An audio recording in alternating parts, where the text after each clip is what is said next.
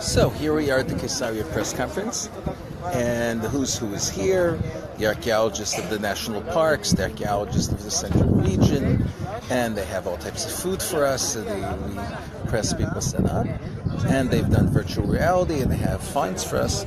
So let's take a look.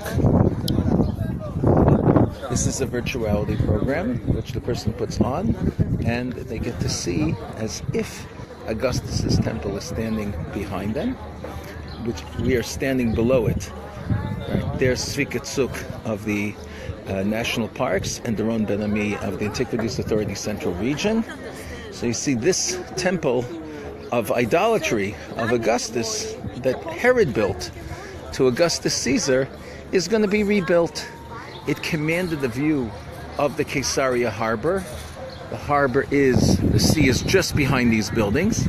It commanded the view, and they're planning to rebuild it at least on some level so that the majesty of Herod was there, and so you appreciate the harbor that Herod made. Now, this part is called the Caesarea Harbor Vaults Project, and you can see over here how it's going to look. This is the remains and how they're going to rebuild it. As an editor, it's hard for me to know whether when it says the first century, it's the first century before Common Era, the first century of Common Era. I happen to know that it's the first century before Common Era, but that was left out in the text. What can I do? I'm an editor, I see these things. Now here is another picture of the massivity. You have some sense of the grandeur which was here. Now the building itself was destroyed and rebuilt and destroyed and rebuilt. It was a church. So when you choose to rebuild here, you're rebuilding in a particular time. Now there's an overall project here to add a number of different elements over here. The aqueduct is going to be developed, and the access from the aqueduct into the port, and another part of the port, and the theater port, and another section is going to be developed further south, which is currently not part of the national park, which is closer to Kibbutz Sdot Yam, where Chana Senesh was from. So that's the lower part over here, part 5, and then the theater over here, that's very famous. And then the main area here where the shops and the stores are. The synagogue is going to be developed and rebuilt. The synagogue where a fragment was found of the 24 watches of the priesthood. And also here the aqueduct and the section over here. Now, the parts over here, some of it are very famous. Everybody takes a picture over here. Whose tour guide has not brought them to have a picture over there. But they're going to, during the course of 2017, they're going to rebuild the arches. They're going to give an additional walkway, an uplifted walkway. They're going to have 3 different entrances to the swimming area, a northern and a southern parking area, gardening, clearing some sand away, making access to the bathing area better, having a bike path, better signs of explanation, and fixing up the bathrooms. You're talking $2 million right there.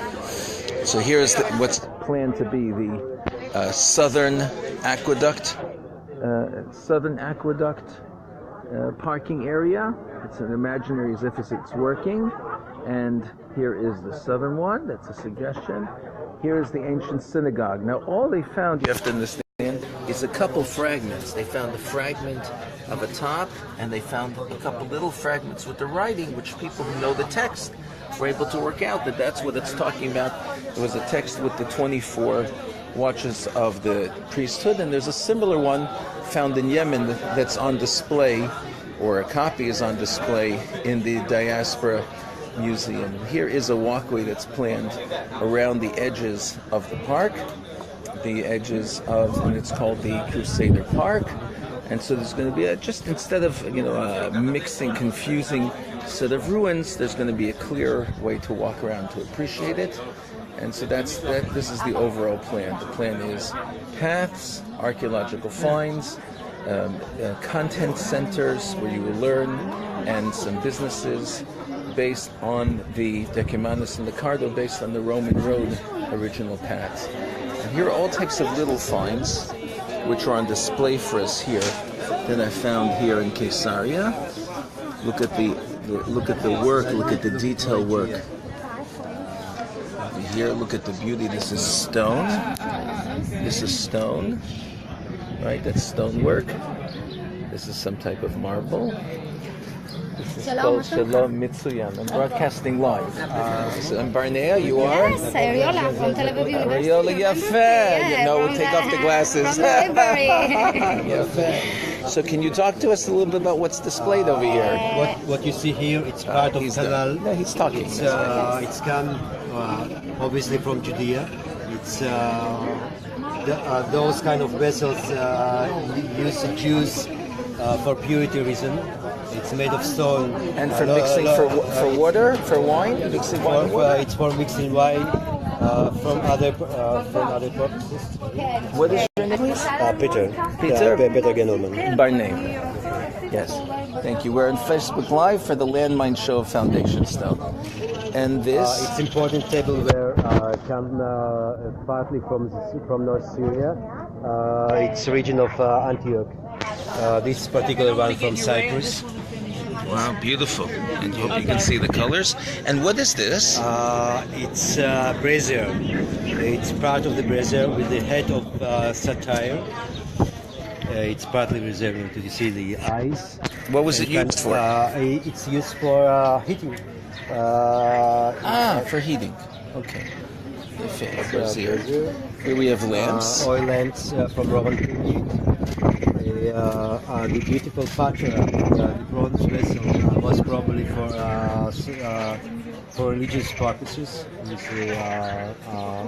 the handle. And this? It's a zero.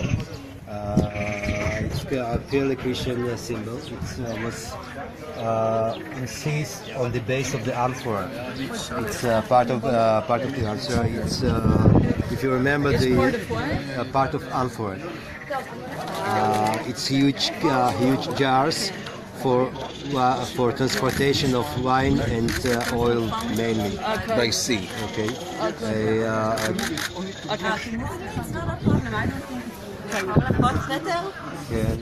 טוב, אחרי שאתה מצטלם עכשיו, את זה הם גם רוצים להזיז את זה, אם אפשר פשוט להעמיד את זה.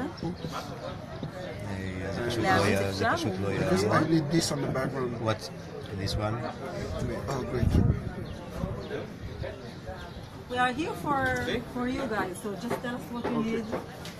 Hey, בוקר טוב. This is Yoli Schwartz. She's the press secretary of the Antiquities Authority.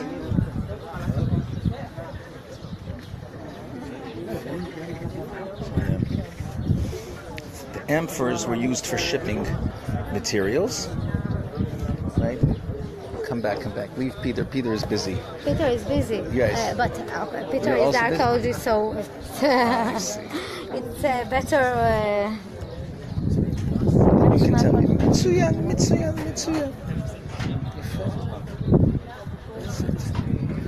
We are classmates at Tel Aviv University, and somebody else is working up there at the edge. I forgot his name. Uzi. Yes, Uzi is over there. I saw him. Yeah. Yes, that's right. Yes, you see the finery over here. The finest things came to Caesarea. They were in terms of shipping, in terms of marketing, in terms of goods, in terms of trading. It came through here as a port, and taxes were brought. And also all the different civilizations that came here wanted to worship their gods. And so there were places of worship for all of these gods. There's also the synagogue, and the Jews were here. And Caesarea is important in Jewish tradition. This is where the rabbis determined, for example, the takana of Rabbanan de Caesarea is how we blow the shofar. Tkiya, shvarim trua, right? Tkiya, trua, tashrat. Tkiya, shvarim, trua, tkiya. This is how we do it on Rosh Hashanah today. That was determined here. Rabbi Oshaya was here, the author of the Brightot. Rabbi Obal was here. Many people came through here. And when Herod died and he had 3 sons, the one in Jerusalem didn't do too well, and he was deposed. And the Romans took direct control over the area of Judah from here, 6 Common Era from Caesarea. And the Talmud says if you see Caesarea built and Jerusalem built, don't believe it. If you see them both destroyed, don't believe it. One will be built, one will be destroyed. It may not refer to this Caesarea, it may refer to another Caesarea in Philippi. But in other words, it's the duality between Jacob and Esau, between Israel and Rome. And this here, you are in Rome. Even Herod is building Rome here. The first hippodrome and the racetracks, theaters, everything that a Roman could want, opening the games. Caesar's wife sent the special